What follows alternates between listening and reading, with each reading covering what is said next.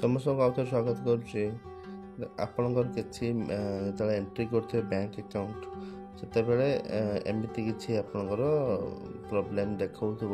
There is already an account with the enter information, ଏମିତି କିଛି popup ହେଇକି ଆସୁଥିବ। ଯେତେବେଳେ ଆପଣ ଆକାଉଣ୍ଟ ସେଭ୍ କରୁଥିବେ, ଆକାଉଣ୍ଟ ଆପଣ ଅପଲୋଡ଼ କରୁଥିବେ, ଏଇଭଳିଆ ଆସିବ।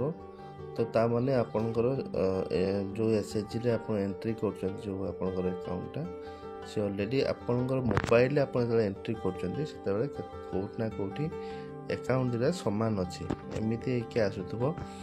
ତ ସେଇ କ୍ଷେତ୍ରରେ ଆପଣଙ୍କୁ ଦେଖିବାକୁ ପଡ଼ିବ ଯେ ଆପଣଙ୍କର କେଉଁ ଆକାଉଣ୍ଟ, କେଉଁ ମୋବାଇଲରେ, କେଉଁ ଜାଗାରେ ଯେଉଁ ଆପଣ ଆକାଉଣ୍ଟ ନମ୍ବର ଏଣ୍ଟ୍ରି କରୁଛନ୍ତି ଲୋକସ୍ରେ, ସେ ଡବଲ୍ ହେଇନଥିବ ହେଲା।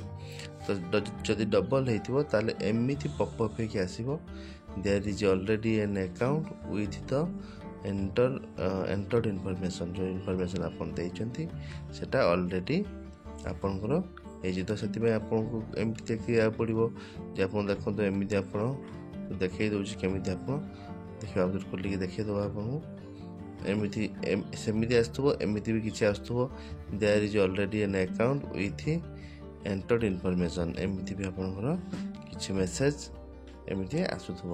ଯାହାଫଳରେ ଆପଣ ଜାଣିପାରିବେ ଯେ 100% ଯେ ଆପଣଙ୍କର ମୋବାଇଲରେ ଆପଣ ନିଜେ ହିଁ ସେଇ ମୋବାଇଲରେ ଏଣ୍ଟ୍ରି କରିଛନ୍ତି, ସେମ୍ ଆକାଉଣ୍ଟ ଅଲରେଡ଼ି ଅନ୍ୟ କେଉଁ ଏସ୍ଏଚ୍ଜିରେ ଏଣ୍ଟ୍ରି କରିଛନ୍ତି। ତ ଏଇଭଳିଆ ଯେତେବେଳେ ମେସେଜ୍ ଆସିବ, ସେତେବେଳେ ସିମ୍ପଲି କ'ଣ କରିବେ ନା ଆକାଉଣ୍ଟ ସବୁ ଏସ୍ଏଚ୍ଜିର ଆକାଉଣ୍ଟ ଏଇଭଳିଆ ଯଦି ମେସେଜ୍ ଆସିବ, ସେବେଳେ ସବୁ ଆକାଉଣ୍ଟର ଯେଉଁ ଆପଣଙ୍କର 3ଟା ଡଟ୍ ଥିବ, ସେ 3ଟା ଡଟ୍କୁ ଯାଇକି ସମରି ଯେଉଁ ଥାଏ ଆପଣଙ୍କର ସମରି, ଏଠି ବେସିକ୍ ଇନଫର୍ମେସନ୍ ଆଉ ବେସିକ୍ ନା ହେଉଛି ଯିବେ। ଏଇଠି ଆପଣ ସମରି ଉପରେ ଏଇଠି ଯେଉଁ 3ଟା କ୍ଲିକ୍ ଅଛି ତା ଦେଖିବେ। ଏଇଠି ଅଛି ନା କହନ୍ତି ଆପଣଙ୍କର ମେମ୍ବର ସମରି। ଏଇ ଯେଉଁ ଅଛି ଆପଣ ଦେଖନ୍ତୁ ବ୍ୟାଙ୍କ ଡିଟେଲ୍ସ, ଏଇଠି ବ୍ୟାଙ୍କ ଡିଟେଲ୍ସରେ ଆପଣଙ୍କର ସମସ୍ତ ଏସ୍ଏଚ୍ଜି ମାନଙ୍କର ବ୍ୟାଙ୍କ ଆକାଉଣ୍ଟ ଏମିତି ଚେକ୍ କରିଦେବେ। ଯଦି ସେମ୍ ଆକାଉଣ୍ଟ ଯଦି କେଉଁଠି ଥିବ ଯେଉଁଟାକି ଆପଣ ମୋବାଇଲ ଏଣ୍ଟ୍ରି କରିଛନ୍ତି, ତାହେଲେ ତାକୁ ଆପଣ କରେକ୍ସନ୍ କରିପାରିବେ। ଏଇଟା ହେଲା ମାନେ ଇଏ ଜିନିଷ।